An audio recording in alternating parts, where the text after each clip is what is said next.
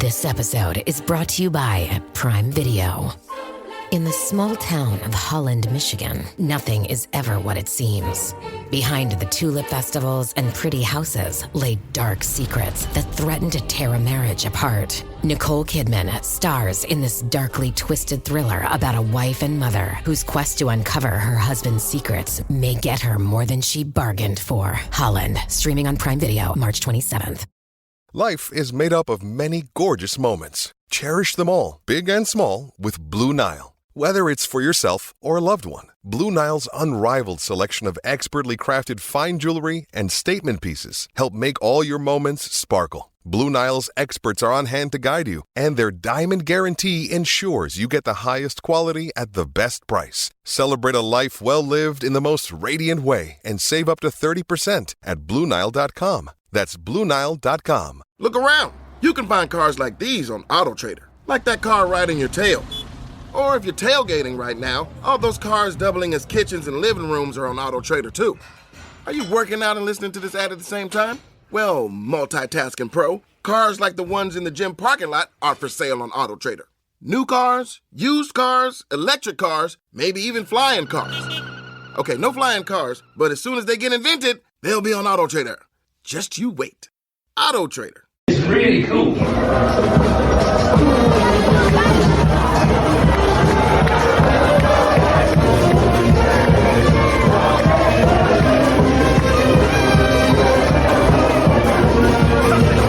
Bonjour, hello, and welcome to the Rosbif Rugby Podcast, your one-stop shop for all things French rugby. Top 14, Pro League, Nationale, the town, cities, bars, restaurants, fabulous fans that make the French game so bloody brilliant. I'm, as ever, joined by Rob, who is just battling with a slightly kind of, what would you say, lively Guinness Zero there? Yeah, I think it's all right. I think it's coming to a nice creamy head as you'd want. We did look like we were maybe a millimetre or two though from that going all over your keyboard, and suitably farcical start to this week's podcast. What's news? What's been going on? Not a lot, to be honest, mate. I've been first couple of days at work this week have been a bit meh, just a bit bored. I think that's just I've come in with low energy. That is very low energy. But a part of it is because I want to try and plan another trip, but like I found some really good games that I could do, but they were all the flights for what is half term. It just jumps up massively. Like you could try and squeeze in a few trips, but it's just, like flights to Marseille are suddenly like 200 quid return. It's like, oh, how's that happened? Bloody kids. Can't trust them. How are you? Yeah, I'm okay. Fairly uninspiring start to the week as well, but managed to catch a reasonable bit of the rugby over the weekend. I've watched a lot of rugby. I haven't watched the NRL Grand Final yet, and that's about the only thing that I haven't watched. No, I haven't seen any of that actually. I haven't seen. Is it four on the spin? 4 on the spin for it made Midi Olympique. It made Rugby Rama. Yeah, the Penrith Panthers have won 4 in a row. Wow, fair play. Yeah, it's some achievement that. But yeah, saw a bit of it. As per a previous pod, I although I was down in the West Country, I didn't go to Bath at a cost of 115 quid or whatever it was behind the post. But cracking game, that one. A couple of good Premiership games. Shout out Bristol. Where do we want to start? We're 5 games into the top 14 all of a sudden. Yeah, it feels a little bit. Not quite a fifth of the way through, but not far off. And actually, after this round, we will be. Hang on, how's my maths? Just nearly under a quarter. Nearly a quarter, yeah. Which is kind of mad. Early October, whereas it just feels quite early on. I guess that's can we draw? Are we too early to draw conclusions on stuff? Do you think? I feel like I'm wanting to starting to draw conclusions on everything, on every team, but actually, are we just still too early? Yeah, I think we are a little bit, to be honest with you. I think there have been a lot of tight games as well. I think in the sort of opening rounds, maybe more so than in previous years. It sort of mirrored Pro de Deux a little bit in that regard. So yeah, maybe a little bit early. I think there's probably a little bit early, certainly at the top, because I think there's probably a few teams that can stake a claim to, hopefully being, or for their fans being pretty confident in an ultimate kind of barrage and a semi-final spot. But I don't know.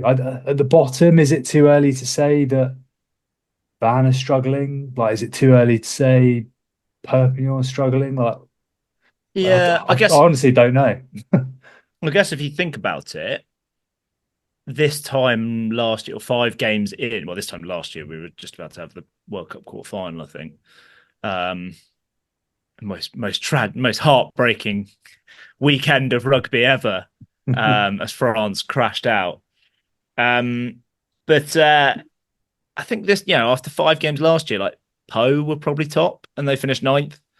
Perpignan were rock bottom and finished 9th. Well, they actually finished 10th, but they kind of flirted with the top 6 for a bit. Yeah, I think, we can. It does feel too early to jump to conclusions when you kind of think of it that way. You think about how much the league changed over the winter last year. And I know that was partly because of the World Cup. So the kind of certain teams were slightly inflated positions and certain teams were slightly below. But if you were a fan of some of these clubs, which set of fans would be starting to worry, and which set of fans would be feeling pretty positive, thinking we're gonna win the whole lot? I mean, I think beyond at the top of the table, I think beyond the obvious. I think maybe my boys Castres might be excited at a potential sort of top 6 spot very early in the season to say. I think although we always know they're good, La Rochelle were a bit iffy at points last year, and I think they're looking solid and then a bit more. So they'd probably be the 2 in the top 6 that are either kind of cemented where we thought they might be, or maybe overachieving ever so slightly. At the bottom, I mean, I still think it's really early to make a call on some of these teams. I think Stade Francais is still. I mean, I don't think they're ever going to be worrying that kind of drop zone, but their fall off has been pretty staggering. Obviously, they won. We'll come on to that. So I think I'd be a bit worried, not at necessarily going down, but at potentially underachieving pretty significantly. I mean, Van, Montpellier, 1 win each. I still don't really know where they're at. But Bayonne, I would have said before this weekend that they turned in a really good one or a decent result at least, or nearly result at the Stade Chaban-Delmas. So yeah, I think it is too early to say. I think at the top, a couple of those sides will be really happy. I think bottom of the table, you're only a win, aren't you, away? You're only like your remaining home game away from things suddenly looking quite rosy. Yeah. But I don't especially think where there's an odd number of games as well. Like someone like Pau have had 3 away games and 2 home games, and they've got 5 points from both their 2 home games. So when it's kind of equalised to 6, they might be, they're currently 8th, they might be 6th. So yeah.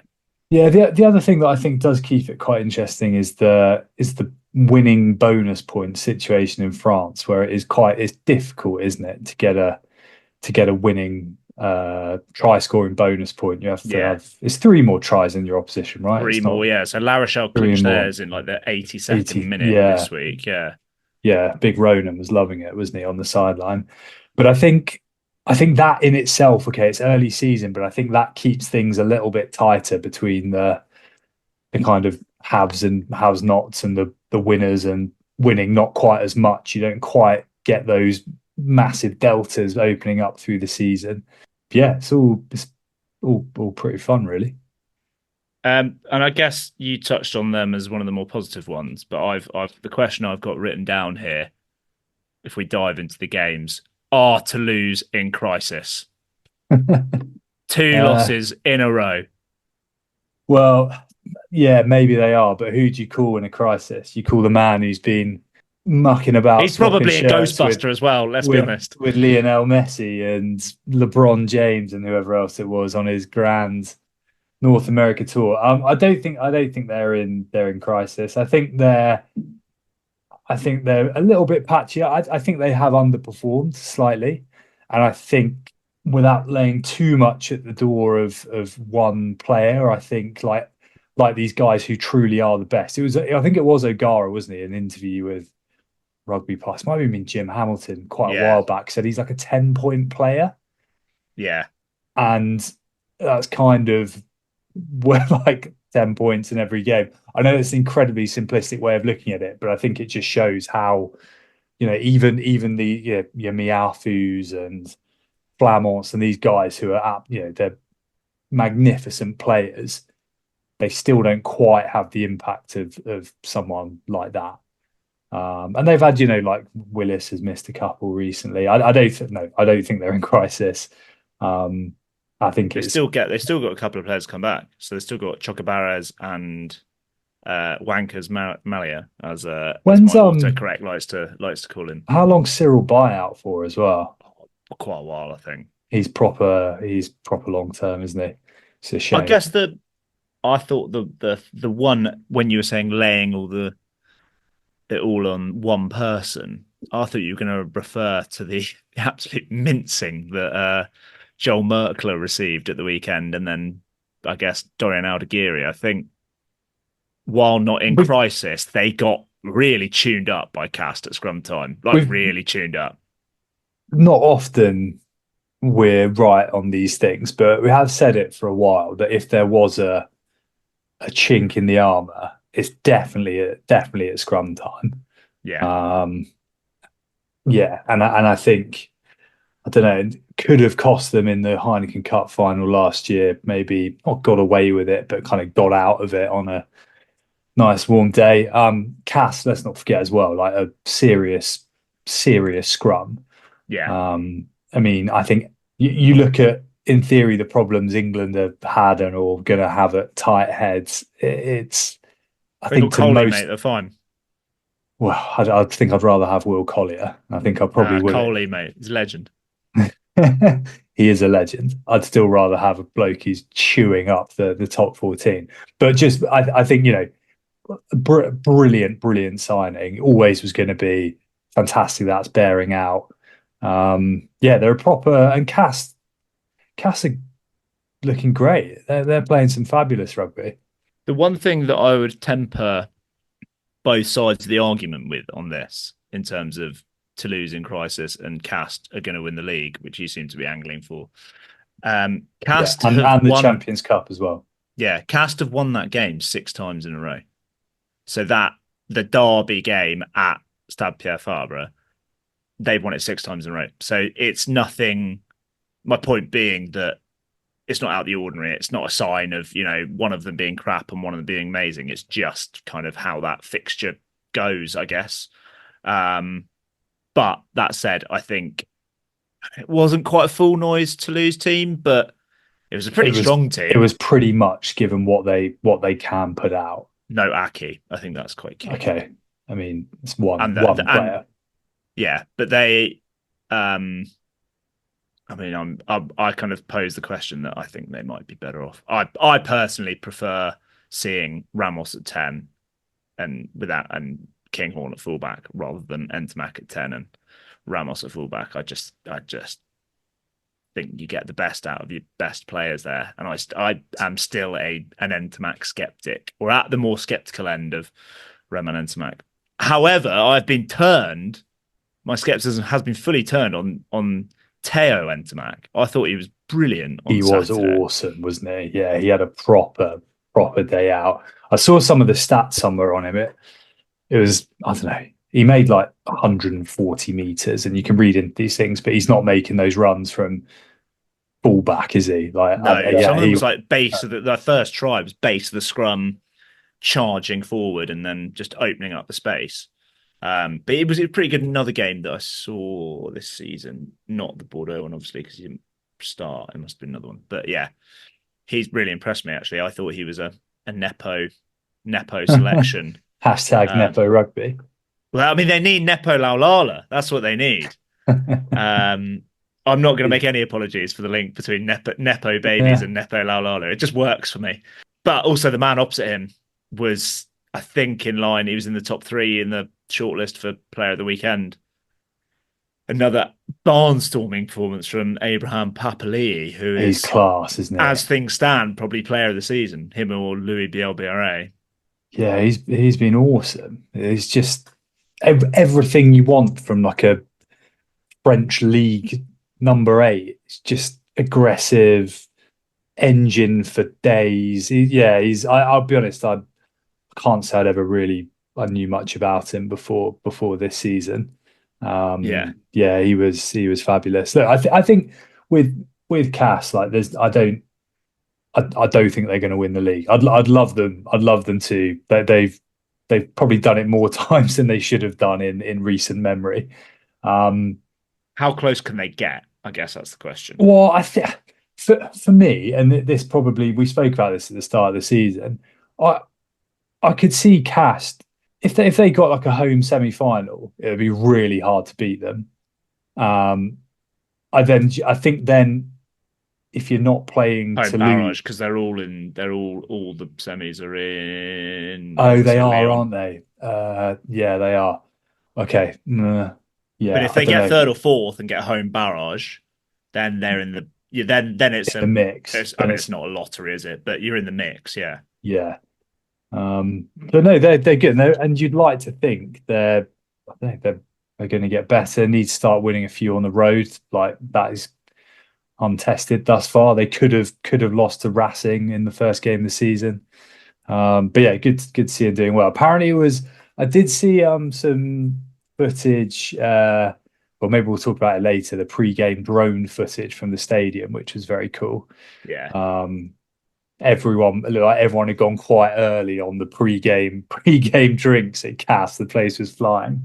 But a few things from some Toulouse fan accounts on Twitter saying it wasn't, as we saw to an extent, not the most welcoming of atmospheres for a number of Toulouse fans. Apparently, a few words exchanged in the stands. And I saw it was the stuff I saw, which admittedly was from the Castres fan account, was like, it's a derby, it's not a war, or something along those lines. Was basically like, look, we're here to welcome anyone. We just love rugby.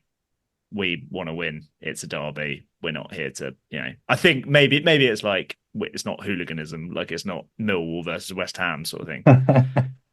I don't know. That guy who sat in front of us at the Perpignan game, I can't imagine. He wasn't that cordial to people who'd come. I don't know, maybe he had a thing against the Catalans, but yeah, fair play. It was a cracking game as well. Real. Yeah, there was a bit of a beauty. And just to finish off, the other lad, he's looking in really good touches. Keep me honest with the pronunciation. Louis Lebrun. Yeah, I think he's playing some nice rugby. He was good on Saturday against a proper team. He was very good. I've got a few question marks over some of his control and decision making, I think. And I would say that could be the thing that prevents them challenging. Just because the drop off compared to some of the others, like a Jalibert, Entmac, I'm trying to think who else would be up there, like a Astoy or Hugo Royce, like those sorts of guys. I think there's he's not quite there. He's not, but he's only 22 as well. Is he? Okay. Yeah, I think he's. Hopland's about the same age as well, isn't he? I thought he was a bit older than that. Maybe he's a bit older, yeah. Yeah. Anyway, looks fun under the lights in Castres for sure. I felt like they don't get many night games at Castres. It was quite nice to see. It looked cool. It did look very cool. And having been there a few weeks ago, I can imagine it's very cool in the dark and quite intimidating with all the metal stands. Yeah, for sure. Intimidating places, or a bit less so. I thought they were gonna out intimidate Racing, but Van, unfortunately, came up slightly short. I mean, the atmosphere sounded great. Like, it did sound great. It was glorious conditions. It was, wasn't it? It looked like a kind of summer holiday. The track looked flat, which I imagine Racing were quite grateful of after a few weeks at Créteil. Yeah, I mean, they did the bagpipe welcome. They must have chosen like the two most ginger people in all of northern France, like just to really, really ham it up. We've chosen like a couple of the Weasleys to play the bagpipes to lead the team out. I don't quite know what to make of this game. It was two teams perhaps lacking in confidence a little bit. The one thing I would say is I think Owen Farrell, I think he looks homesick, if that's possible. You know, like when you see, I can think of someone in my mind that we have played cricket with that you're like, are they really enjoying it? Like they're kind of smiling, but they're not really fully getting involved. You kind of want them to get involved and you want them to throw their energy all into it, but you can tell that they're kind of slightly missing mum and dad or whatever. Like, don't know. It just he just looks like a kind of. It just looks a bit homesick. I think, like, and whoever it was on comms, I can't remember who. I can't remember his name. Hinted at that to an extent. I don't know whether it's to do with his injury because we know he is carrying an injury because that's why he's not kicking sticks, and he did look a little bit. What's the word? Not quite cumbersome, but didn't look particularly... A little bit inhibited, didn't he? Yeah, he looked inhibited slightly, like the way he was kind of moving around. But I think that is a little bit of a worry. It's an interesting point. I don't think I'd say the injury is probably taking precedence there. I'm not sure I'd agree with but I also know where you're coming from. I can kind of understand it as well. Like I'm not suggesting he's missing St Albans per se, but I think it's felt like it sounds odd, but it's felt like a really long 5-week season for Racing thus far. They had all the off-season stuff. They've had Khaleesi going, had the president who's clearly a bit rogue. I actually think this is a pretty good win. Like Van are going to be a lot of sides at home this year. They're not that, like, they haven't been that far off, with the exception of Bordeaux, who kind of cast them aside. But Bordeaux will do that to other teams who are better, worse than Racing. Yeah. Like they're kind of not that far away from a fairly okay start to the season. But the fact that hasn't quite come to pass, and the fact that all this other stuff is going on, and there's so many eyes on him, not just from outside, but I imagine, when things aren't going quite right, everyone's looking around at their England legend who's at 10 going, come on, are you going to dig us out of it? Like, it's pure speculation, but I can kind of see why that's coming across. Yeah, I think that's probably fair. And they've had to play it Brete in front of nobody, and you're in a massive city. You're in a massive city like Paris. It's not like a Collier going to Castres where you're kind of part of the community. Everyone's part of the furniture, or Moon at Bayonne or whatever. Who knows? But yeah, I think and a much needed win. Well, the guy that is their star man, and I kind of did it in the preview, certainly a man that wasn't going to be intimidated by going to Van, was Nolan Le Garrec, and he is their star man at the moment. Yeah. I really enjoyed that it was chalked off correctly for an obstruction. He scored early on, did a swan dive, and then as he gets up, does the immediate I'm not celebrating. Mate, you've just done it. You've done a proper swan dive. The fact that the try got chalked off as well was amazing. There's obviously quite a lot of chat around him going back to Van and his dad being on the coaching staff. There were 2 other, 1.5 other sibling rivalries in this. Do you know what they were? No, I have no idea. So he wasn't actually playing, but Clovis Labai, his brother Jules Labai, is the scrum half at Van, but he didn't make the cut. And 2 men that were coming, I thought you might know this, 2 men that were on opposite wings, but Filippo Nicosi and Joshua Tuisova are brothers. Are they? Yeah. Well, I did You not look know absolutely that. perplexed by that. I mean, if you Yeah, look at them, you can they look be similar. like, Oh, fair. yes, they Yeah, look identical. I don't know why they've got different names, but yeah, they are. yeah, nice. Oh my God, what a school team. Yeah. That would be. Tuisova's looking great as well. Like he is looking proper good. Um, Basically, his brother was about the only bloke that looked like he was going to stop him at certain times. Yeah. Also, just on English people in this game, Mako Vunipola has the air of a man that's trying to get to the shops and sees like a bunch of kids in his way on the footpath. Like it's just like he kind of swans around like, oh, I love fuck's him. sake, not again. Like I just want to get to Sainsbury's, mate. Like just kids. He's definitely. I mean, probably he had them first, but he's got the loot taggy baggy shorts, isn't he?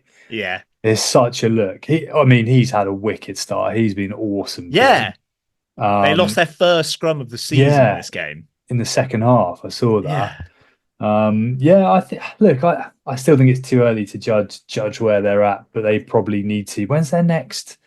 Well, they've got a big away game this weekend. We'll talk about two in a row away, and then they've got. No, they're at home to Toulon this weekend, aren't they? Because that was one I was eyeing up.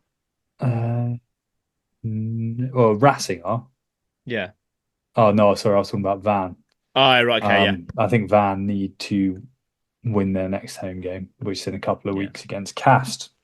Just on and a final note on Englishmen in this game. Can you guess what Dan Lancaster's first act was in this game? Yes, because I watched it. He was in a promising position on the left-hand side and proceeded to shin one into touch on the ball. I couldn't believe it because he literally just come on. It was stunning, wasn't it? It looked like such a promising attacking position as well. He did after that. He did affect quite a good rip and then put someone through a gap for later on. So yeah, I thought he actually after that looked fine. But it was if you had to kind of draw a comedy mistake for someone who's got a bit of scrutiny on them, it was poor old Dan. But he was on the winning team. Did all right after that. Quite impressed by the new hooker as well for a medical joker, Kaitu, who I'd never heard of. A rarity in the top 14, a hooker that can hit his man in a line out. Yeah, which I was fully expecting there to be something lost in translation as they were kind of giving him the message. But yeah, he was pretty good. Are Van going to be good enough, do you think? Because I guess their forward power seems to be the thing. They don't seem to have I just remember highlights clips last year of them running in some wonderful tries, and we've not really seen that. The back three the wingers look great. Are they going to have enough muscle against some of the other teams? I don't know.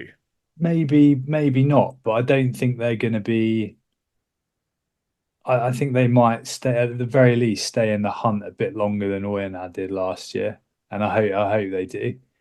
I think a lot of teams are going to go there and. I think they're going to go there and lose for starters. Yeah, they've lost to Toulouse and they've lost to a stacked Racing, albeit a team not in great form. I don't think there's a huge amount of shame in that. But they need to, they're going to have to start converting some of the kind of Scottish-esque brave performances into something a bit more. But I don't think there's nothing I've seen, maybe with the exception of that last 20 minutes where they kind of gave up against Toulon a bit.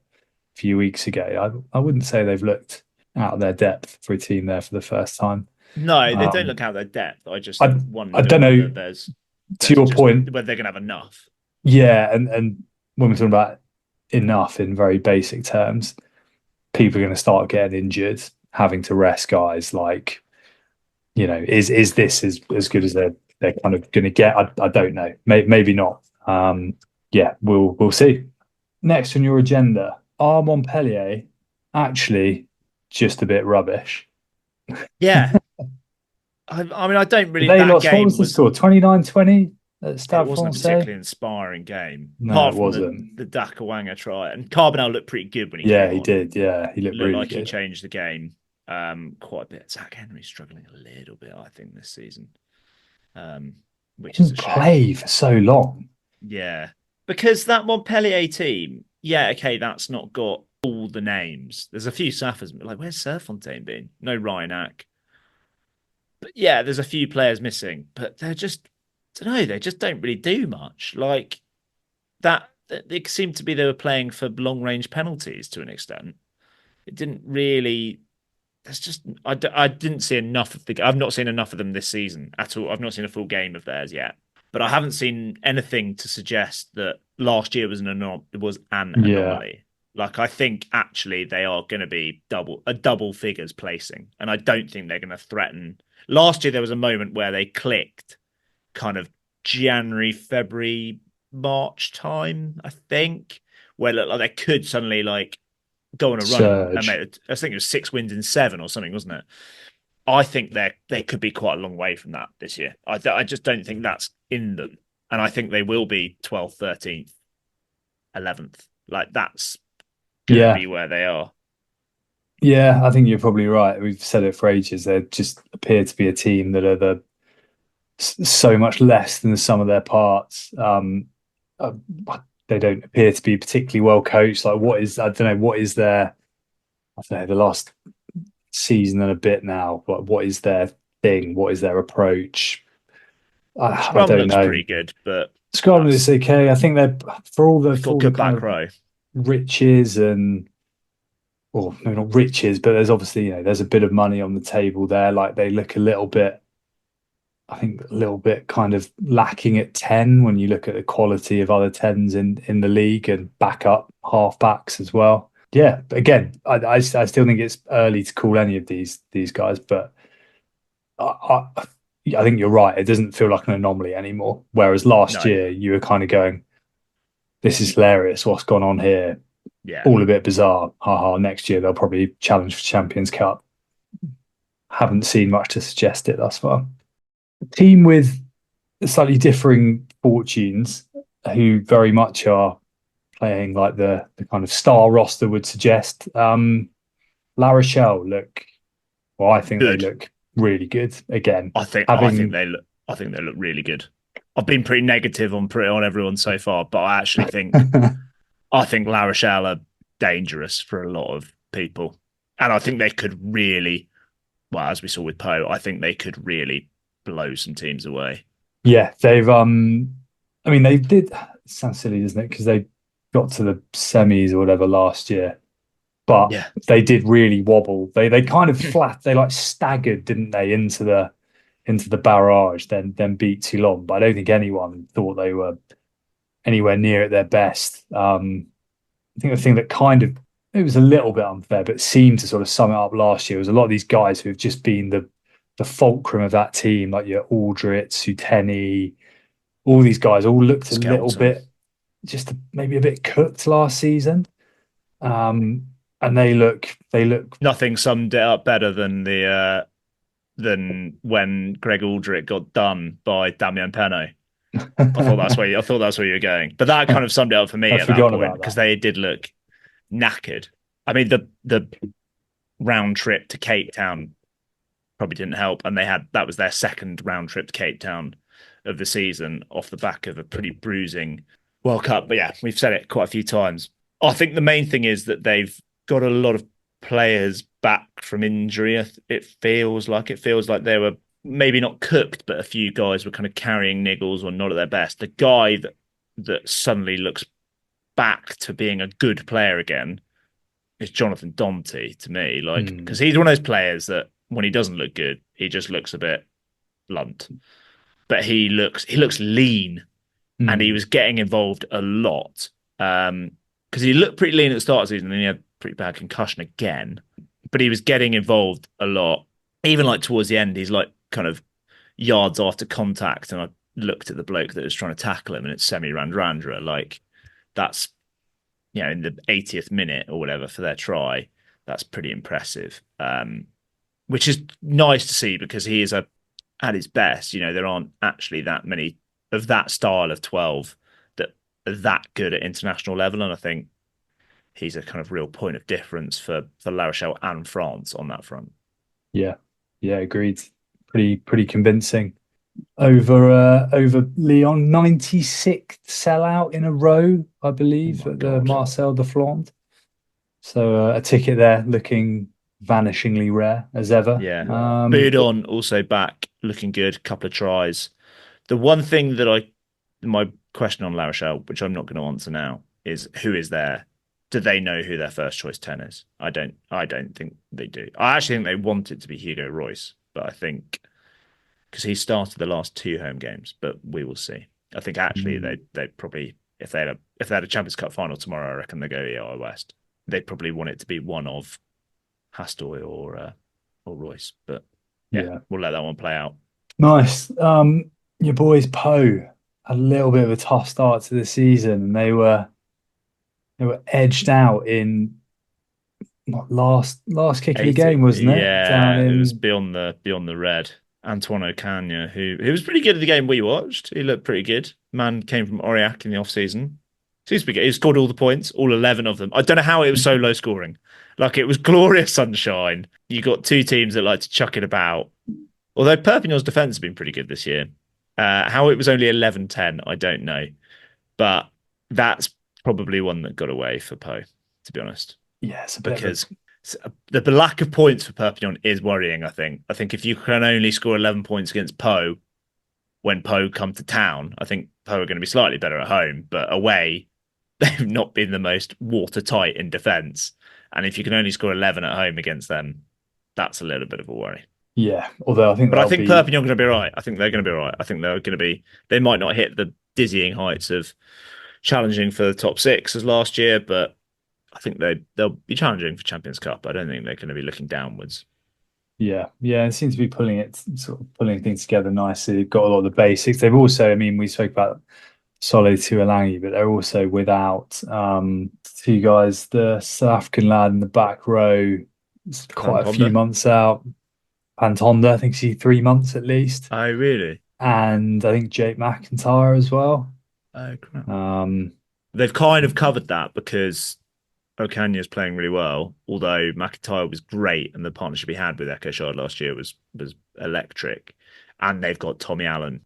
They can cover that one a bit more. It's the ball carriers, I think, the big physical stuff that they need a little bit more of, especially without Solo Tuolangi. But Oviedo was on the bench, and he was their, if not, well, one of their best players last year. So yeah, for sure. And before we get on to Sunday Night Mayhem, Bayonne ran Bordeaux pretty close, which I mean, I certainly was not expecting that. I don't think it didn't sound like a classic, but it was a horrid game. Like, just so many loose carries, like so many like blokes just dropping the ball in contact from both sides. And I think with Bordeaux, it was an element of, we beat. There's probably like an after the Lord Mayor show sort of thing. They were saying on commentary, they've actually got a hell of a lot of injuries or a lot of people missing, which is quite frightening when you think that some of those guys have still got to come back, but they just didn't click. And I think with Bordeaux, you can kind of write that off. Like, that's going to happen on some days. Like, who cares if on one of the days they just don't quite fire, because 9 times out of 10 they do fire. I wonder, my thing on this is, I wonder if that is what games against Bayonne are going to be like, in that, are they just really good at spoiling stuff? And I wonder, like, their defense was pretty good, and I wonder if that is going to be their kind of calling card this year, of just making games quite gritty, ugly, bit hard to beat. Yeah, break teams down.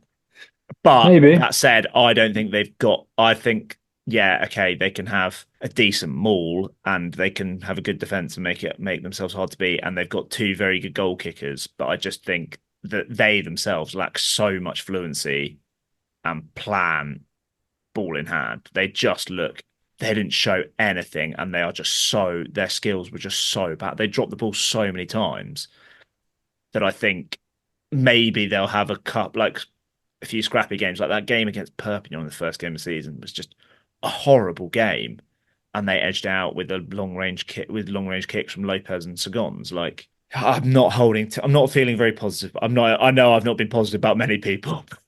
I'd buy on. Yeah, I don't know. Jury's still out. That's another one that we'll see. Yeah. We'll see. They themselves have got a lot of players missing. A lot of cash missing. That's for certain. Yeah, definitely. particularly in that back line as well. Yeah, which Maybe is a little bit of stardust lacking. is needed. Yeah, fair enough. Bordeaux march on, and then Sunday night lights down in Clermont-Ferrand. We don't need to talk too much about how good de Pagetta was, and he was amazing. He was class. He was so good. You see also that kind of snuck under the radar because it wasn't the sort of final kick. The drop goal we nearly Sigon's drop goal was amazing. Yeah, but de Pagetta basically did the same. He just pushed it wide. Yeah, but I did not. The only kick missed in the whole game across both teams. Class. But in the week that he announced he was returning to Argentina as well. I thought hasn't he renounced fully? He's retiring, or is he? I don't know. Well, I saw one saying that he's retired. I saw one saying he's just going back to Argentina, which could just mean he's back to the farm or wherever he kind of came. He doesn't look like a farmer. No. Back to the corner shop that he has. I don't know. But who knows what the de Pagetta previous career was? He's got a bit of a villainous streak, isn't he? He could be some sort of evil mastermind. Yeah. But the front is the corner shop. The front. The main news here is pod favourite Pierre Mignoni incensed at one or two refereeing decisions, which okay, he might have had some sort of point, but having to be restrained by Danny Priso and perhaps proper it's not worth it, mate. It's not worth it, mate. Oh my god, it was, wasn't it? It was proper one bloke in a bar gets angry and everyone else mate, come on, you don't need to do that now. What a way to finish a weekend of rugby that was. You could see the veins going in his head. I think he had the clipboard still in his hand. Oh, of course he did. Yeah, that hadn't left the Marcel Michelin. But what was he so angry about? Well, I think there were a couple of. Because Danny Priso in the interview afterwards said it was Danny Priso in the interview immediately after the game said it was a comedy sketch. Well, I think there were definitely, when I was watching it with not a huge amount of attention, there were a couple of things that looked a little bit iffy, as there often are.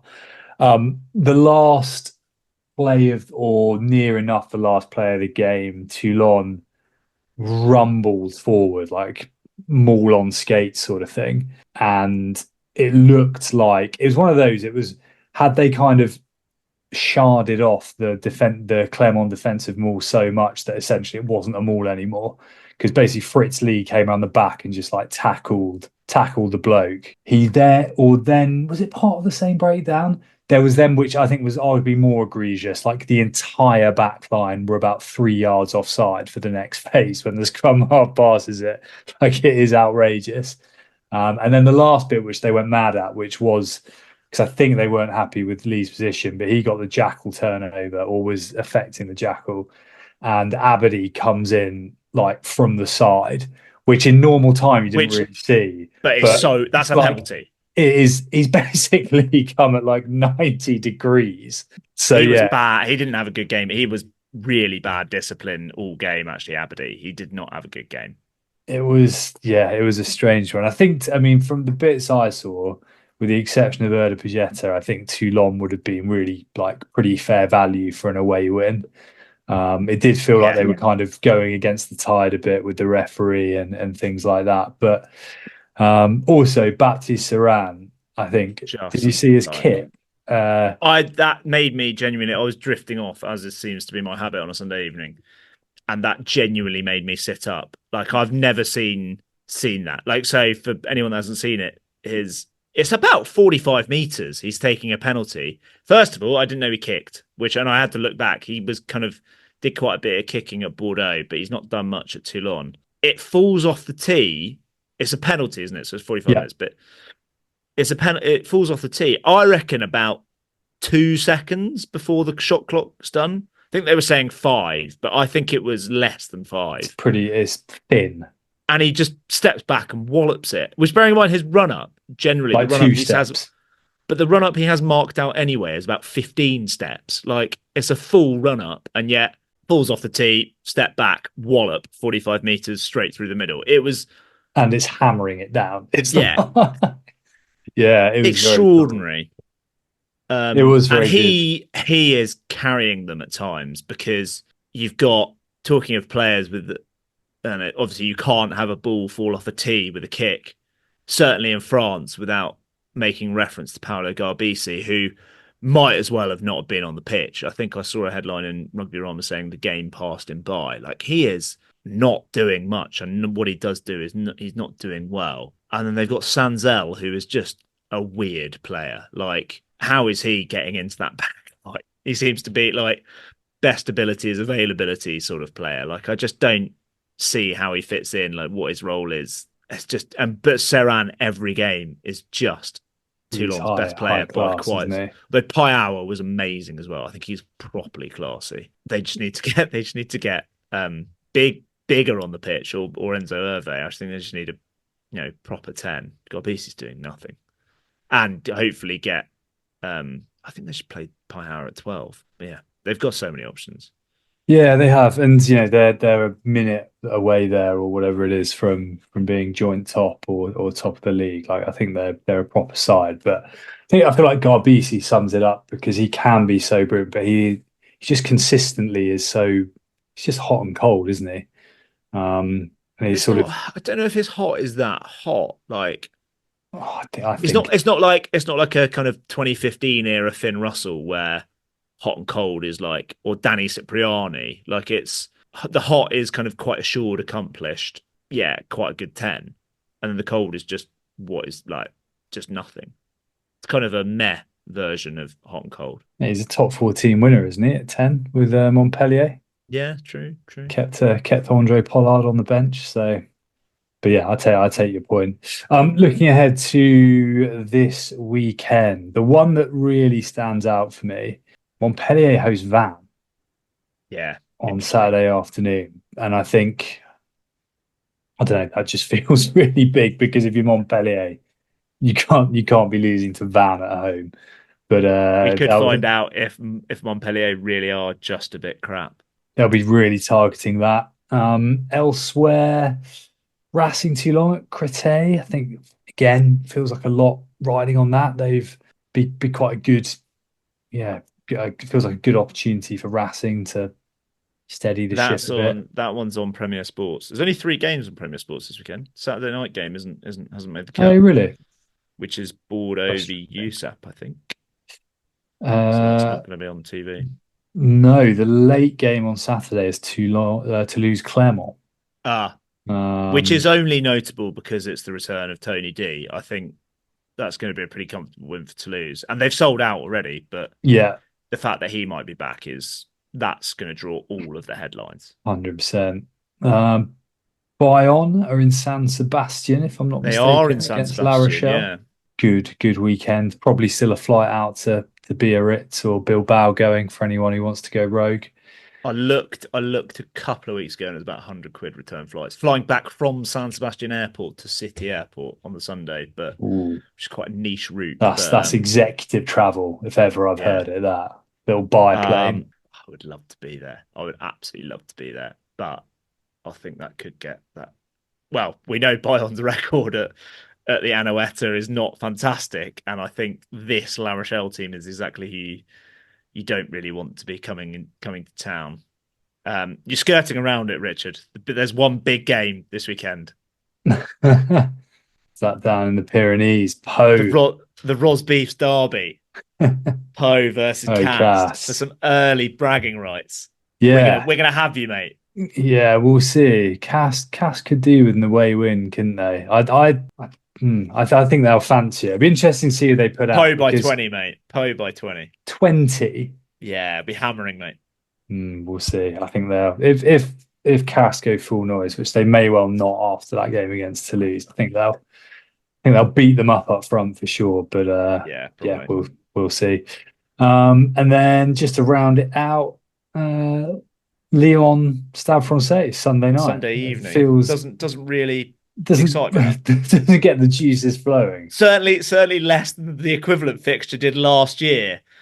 When let's be honest, we were very excited because we had about half bottle of Chartreuse each. A game we were at that felt like a very different vibe around that time. Like Lyon felt quite good at home, and Stade felt quite accomplished and organised, and that's kind of No, won it, didn't they? Weren't they the only team who beat Lyon at home The only last team year? to beat Lyon away last year, yeah. Yeah, there we go. Another jam-packed weekend.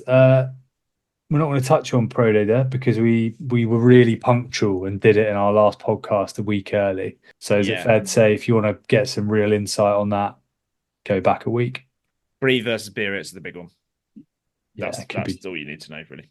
And Saxby are going to beat Provence. Alrighty, shall we come back in a sec, few petty fours and call it an episode?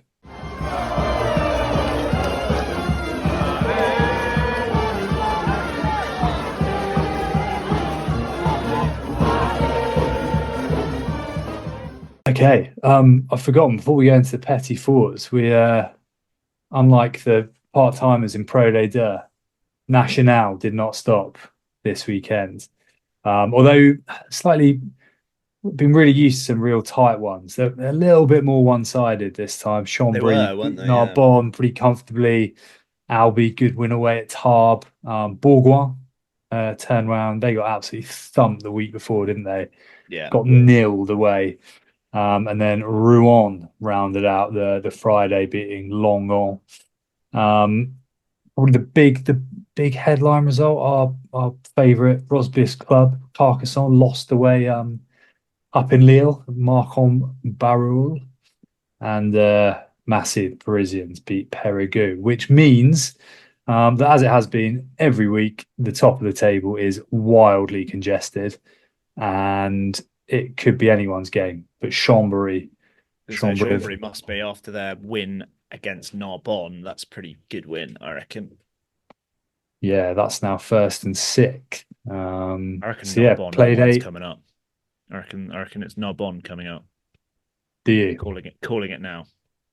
With big Tangeli and Peace Beetham. Could well be. Or it could be it could be Périgueux.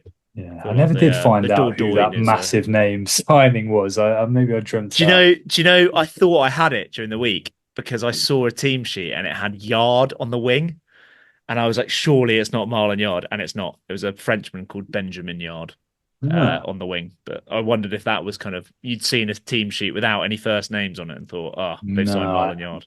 I will work it out. I'll get there. What is on your petty four list this week, Robert?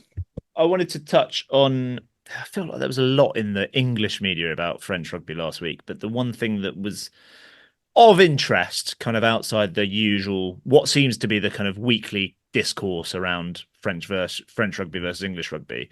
The interesting one was Romain Poit and Mathieu Raynal came out with their proposed law changes for the top 14, which actually we were kind of looking before.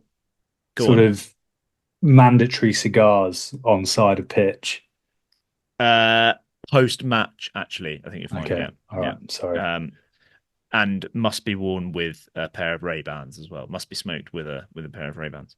But we actually think some of these have come in from World Rugby today anyway, which is cutting the time for kicks at goal to 60, which is, I don't think anyone's going to be particularly perturbed by that, are they? Yeah. 30-second clock to speed up the formation of scrums. I think in the top 14, that could be pretty interesting. Yeah. Although King Mathieu did say in the top 14 we have around 34 minutes of ball in play time, which I think actually compares pretty favourably. I think the World Cup was the highest ball in play ever for a World Cup, and I think that was around 34 minutes.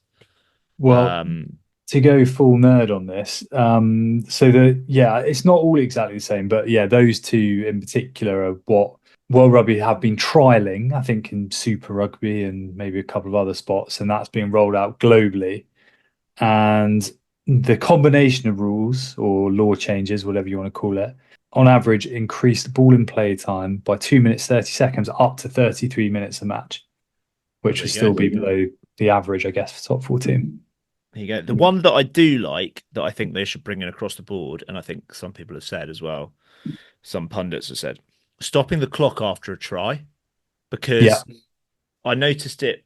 I actually thought about it a few days before this came out, watching the Leicester v Bath game, and you can just, I think Leicester scored with like a few minutes to go, and you've just got Bath just walking back and they can just fritter away in the last few minutes. Like 45 seconds, which is quite a big chunk of time. Yeah, You've yeah. only got 2 minutes left. The one that was interesting to me was using squads of 25 players, not 23, with teams allowed to make 6 substitutions in a match rather than 8, which is quite a big departure from the current system where they have, obviously, the match day 23, it's not quite full rolling subs, but it's not far off. You're allowed 12 changes maximum, so I guess same as rugby league, but a player can't come on for the player that replaced him. So if you've got, I don't know, you've got a second row playing in the number 4 position, he can come off for number 19, but number 4 can't then come back on for number 19, but he could come on for number 5, if I've explained that well enough. Yeah. But I quite like this 25 players and 6 subs, because it means you're not getting the kind of substitutions by numbers. It does focus it more on, okay, we actually need to, this player's having a shocker, or this player's injured, we need to get someone on. I actually got into a little bit of a debate in the comments on the Times article about, someone said about like versatility of players, and they got their way, they got it completely the wrong way around. But more subs will increase specialism, because it means you can carry, as an example, you could carry a Jonathan Dante on the bench and a pool cost, because you don't need like a, I don't know, Blair Kinghorn who can cover multiple positions. You could kind of have a specialist like physical player and a specialist skills player, and rather than like a, I don't know, the English example would be you can have a Joe Thockner Singer on the bench as well as a, I don't know, a Henry Slade, without having to, rather than just having to make do with Elliot Daly, like, you know. So I do quite like that. The other thing I wondered, and Mathieu Raynal also said that they're trying to up the quality of French refs. But the one thing I wondered is, are we going to get to a stage where the top 14 becomes like the NRL in rugby league, where it's kind of dictating the pace of the laws as a league, and then everyone follows, like Super Rugby used to do? Yeah, I guess possibly, but I'd say arguably it's probably been the opposite of that to date. Yeah. Although I think it's a good initiative, regardless of what World Rugby happened to be doing today on the day that we're going to talk about this. I think they're all positive initiatives. On the subs thing, I think often these law changes are a bit of there's kind of like the rule of unintended consequences, isn't there? You don't quite know how they're going to work out. I think some people, anything that speeds up play and maybe gets you a few more minutes, I find it really frustrating that some people, supposedly from a sort of purist view, aren't in favour of that. Like not being able to not being able to scrum again from a free kick, I think has made absolutely no difference whatsoever to the importance of the scrum or the quality of rugby. And I think actually the example you've used with after the clock being stopped after a try is a great example of like that should be common sense. A team shouldn't, if a team can come back into a game with 90 seconds on the clock, they should have the opportunity to do that. And I think a lot of the stuff around the scrum in particular with resetting, you know, Zach Farron spoke about it, didn't he, with the Richie Barrington when they won away at VAM, where they essentially ran down the clock for 5 minutes. Like, that's not, you know, fair play to him. It's Wiley, he was apparently having a Marlboro Red or whatever while he was doing it. But I don't think that makes a good spectacle. So I'm in favour of all of those. And I think on the subs thing, I think one of the more egregious examples potentially of that I saw a couple of weeks ago was the Bordeaux-Toulouse game, where for essentially what was going to be the last play of the game, Toulouse brought back on Meafu for Rumat, basically just to shove over the line. And I don't know if that's just a bit, obviously it didn't work out in the end, but I don't know if that's just a bit too easy as a coach to have that option. Is my thinking. So I'd be intrigued to see how this plays out. You could also, you talk about specialisms, you could end up in a bizarre situation where you carry like a bloke who's bloody awful but can boot it 60 meters off the tee as like a NFL specialist kicker, Yeah, Yoris scones. Yeah, suddenly the highest paid 10 in the world. Or you could carry, like, I don't know, the player that comes to mind, not that he would probably do this anymore, would be like a Billy Vunipola as just a last 10 minutes. We're just going to bring on a ball carrier to just fucking hammer it up and just go all out. I'm going to destroy everyone, sort of thing. Yeah, nice. Good discussion. Nerdy petty fours. Yeah, let's Anything? get on to some fun stuff. Uh, My general, I have a petty four somewhere that is just, which has kind of been answered because he is coming back to play this weekend. But my question I was thinking over the weekend is Tony D, is Antoine Dupont still a rugby player? Like, he seems to be doing anything and everything at the moment. Nothing summed it better than that bizarre Airbnb post, yeah. which is extraordinary. You can go and stay at Antoine Dupont's family home as an experience. I think he's there. Like, I put it up. It's like, is this legit? Surely. And Ilted replied, Ilted Daffy, friend of the pod, replied, yeah, Tony D just serving up the croissants in the morning. I was like, surely not. Like, it's just, but it was in like the section of like experiences where you could have like stayed at like Prince's house or done your makeup with Ariana Grande in her makeup room, or so there was like some random stuff like that on Airbnb. And Olympic champion, as he's being called, Antoine Dupont was one of the options there. Well, I probably won't be allowed after we got that terrible Airbnb review from Castres because left used bedding on the bed. We put it in a basket, actually. Yeah. Well, Yeah. Anyway, for anyone that does want to stay at the Dupont family home, I think the booking information comes out on the 14th of October. So this is not an ad, but maybe go on Airbnb and have a look. I've got a couple. One, rumour mill. Speaking of scrum issues at Toulouse, apparently they are considering breaking the bank for Georges-Henri Collin. Whether there's truth in that, I don't know, but it would figure. Does the Boucherie Maison Lascour mean anything to you? That is isn't that the place where they dish out the roast beef for Carcassonne? Correct. And last week, player of the month for Carcassonne was Jordan Pulatua. And he was getting hands-on, as you can see from this photo.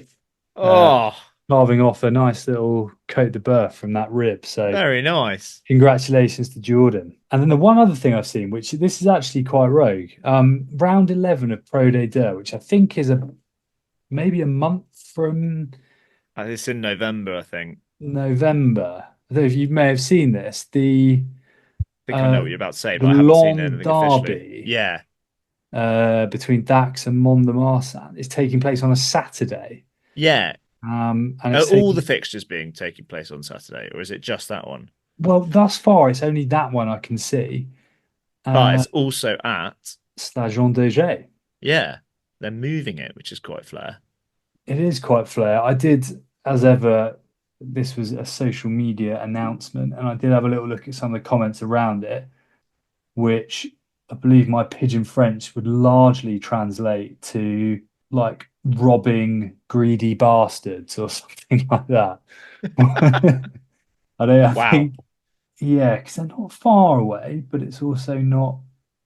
About an hour, isn't it? Also hot off the press today, Jan David Biarritz, extended for his 20th season.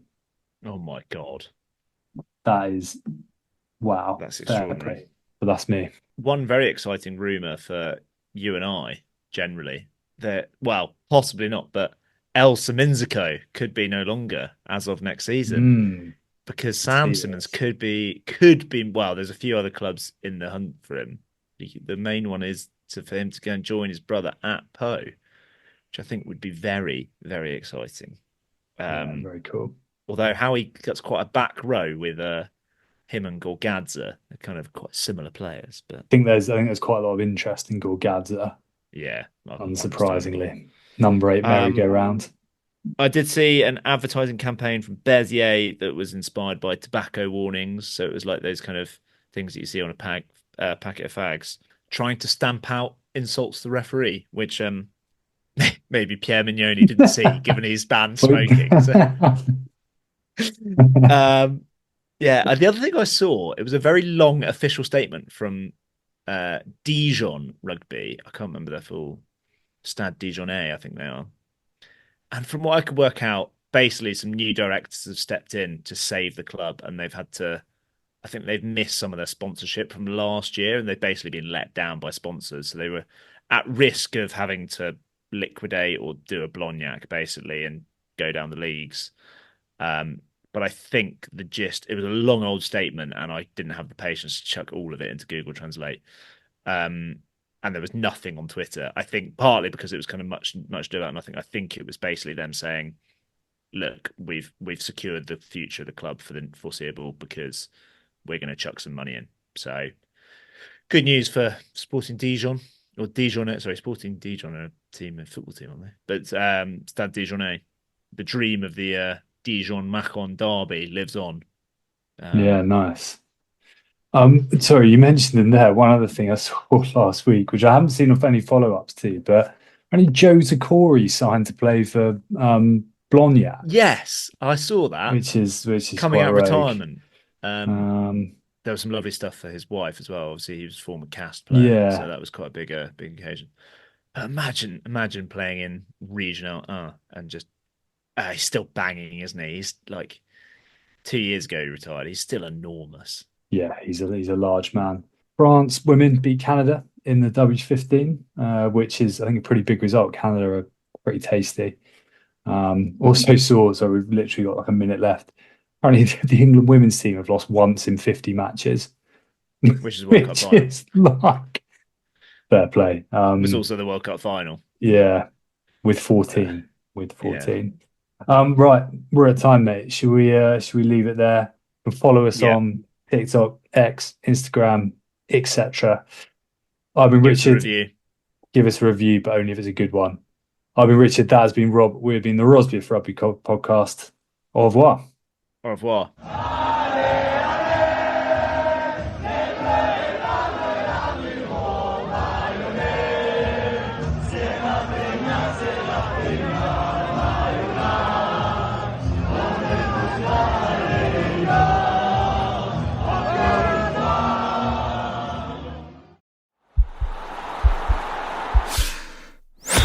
This podcast is part of the Sports Social Podcast Network.